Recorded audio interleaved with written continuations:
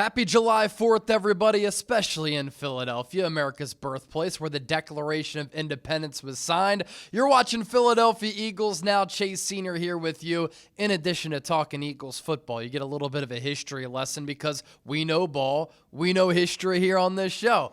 Coming up, ESPN put together an article looking at the biggest surprise players on all 32 teams across the National Football League. And who they chose for Philadelphia, pretty interesting. And it's going to force us to take a look ahead to training camp and the preseason and take a gander at one of the more underrated positional battles on this Eagles roster. And the player who ESPN chose as the biggest surprise on Philadelphia's team throughout this offseason, wide receiver Danny Gray. And here's what Tim McManus, who covers the Eagles for ESPN, had to say about Gray and his showing during OTAs and mandatory minicamp.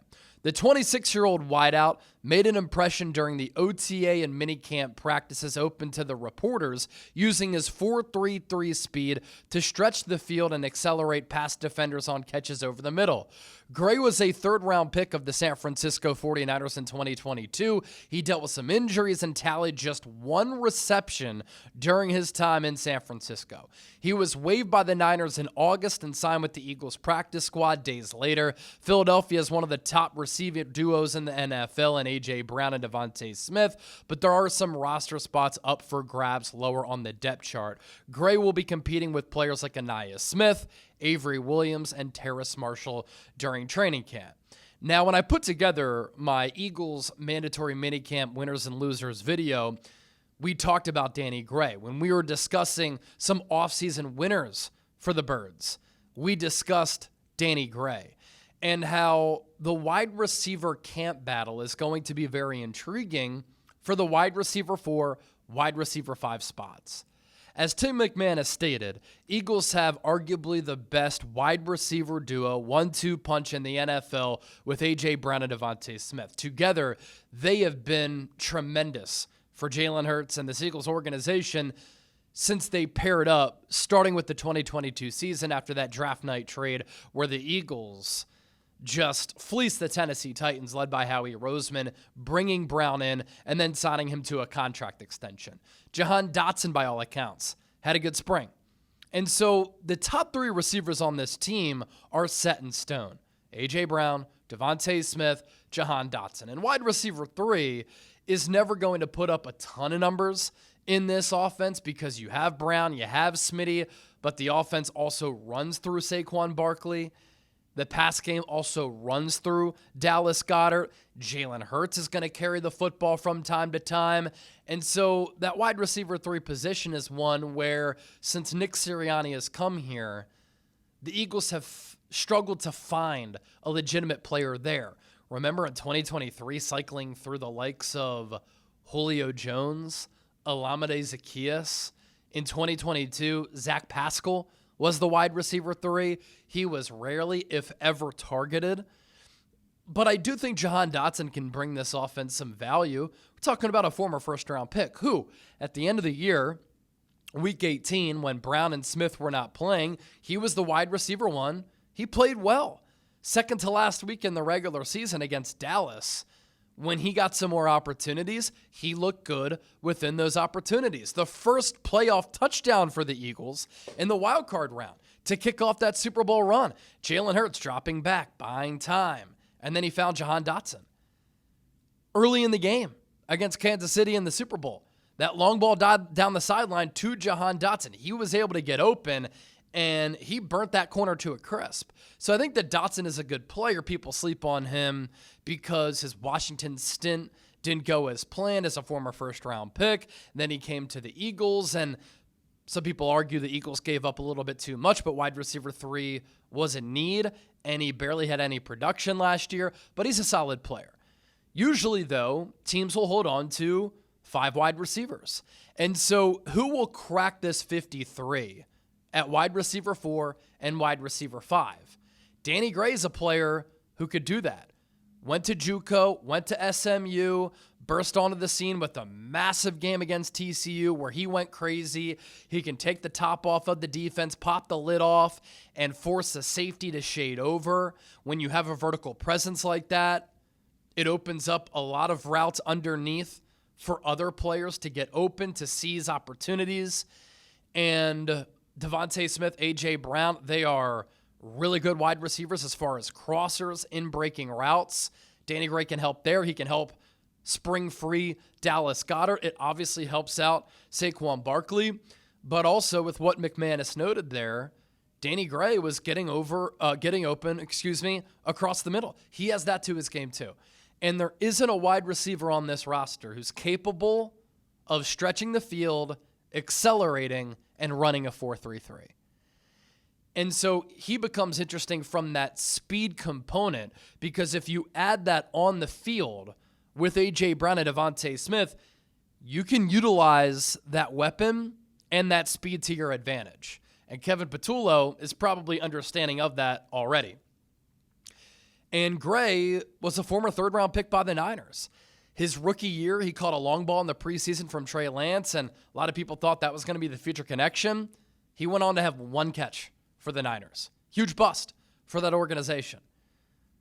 A little bit small, sometimes injury-prone, and Kyle Shanahan notoriously hard on young wide receivers. So never cracked that roster, but pretty telling the Eagles' interest in him. Right after he was let go by San Francisco, Eagles were happy to scoop him up, place him on the practice squad, and he improved, it looks like, from last year to this year, making plays in the spring. When you are a speed demon like that, how do you play when the pads are on? How do you play when there's contact? Press man-to-man. When you get tackled in training camp and in the preseason. Because remember Quez Watkins? Quez Watkins was a spring training camp darling because he would just blow by everybody. But then once the games came around, that's when he struggled. Will the same happen to Danny Gray? Or will he become the player who the Niners thought he was maybe going to become when they took him in the third round? Another player to look out for is Terrace Marshall, a former second-round pick who runs 4.4 and is 6'2", 200 pounds. There is a world where Danny Gray and Terrace Marshall make this team over Ainias Smith and Johnny Wilson. I don't care that the Eagles drafted them both in the 2024 draft. I want the best players. Where Avery Williams becomes interesting is that he started his career as a DB, and then he started to get reps with the Falcons at running back, inline tight end, wide receiver out wide, out of the slot, and became a really good return man. Does he have value on offense and special teams? If he does, that could give him the edge because he can help you with 2/3 as far as the phases go, offense and special teams. And shoot, has a history playing corner. So that is one of the underrated training camp battles that I'm looking out for once training camp comes around. As for some other players who ESPN mentioned as the surprise players across the NFC East, for the Commanders, defensive tackle Payne. And it was John Keim, who covers the Commanders, who said this: Washington needs more from Payne this year. After recording 11.5 sacks in a contract year in 2022, he posted a combined 8 the past 2 years, but more than sack totals, he needs to be felt more in the pass rush. 2020 to 2022, he had 96 pass rush wins and a win rate of 11.6%. In the past 2 years, he has had 39 wins and a 7.6% win rate. Isn't in a contract year, but could be cut next offseason for $16 million in savings. Coach Dan Quinn said that he had a laser focus this spring. Payne needs to play better for Washington. For the Cowboys, Todd Archer, who covers Dallas, listed Kaiir Elam as the player who was a surprise during the spring. The Cowboys acquired Elam in a trade from Buffalo after he was not able to solidify himself with the Bills. Cowboys had him highly rated when he came into the NFL, started just 12 games in 3 years with 2 picks, but he flashed on numerous occasions in OTAs and minicamp, had multiple interceptions and dropped 2 more. He's shown the ability to run with receivers. Maybe things change when the pads come on in training camp, but given the uncertainty the Cowboys have at corner with Trayvon Diggs and Siobhan Revelle, third-round pick this year, working back from knee surgeries, they need Elam to be a factor. Pretty sure he was a first-round pick. Let me check on that. Still only 24 years old. Yeah, first-round pick in 2022 by the Buffalo Bills out of Florida. 23rd overall. So he's been a little bit of a bust so far. And then for the Giants, safety Dane Belton. And it was Jordan Renan with the write-up here. Earlier this offseason, it appeared as if he was about to become an afterthought following the signing of Javon Holland. Think again.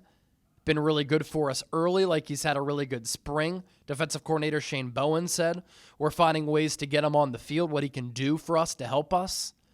Make him play seemingly every practice in the spring. Had 3 picks in the 5 workouts open to the media.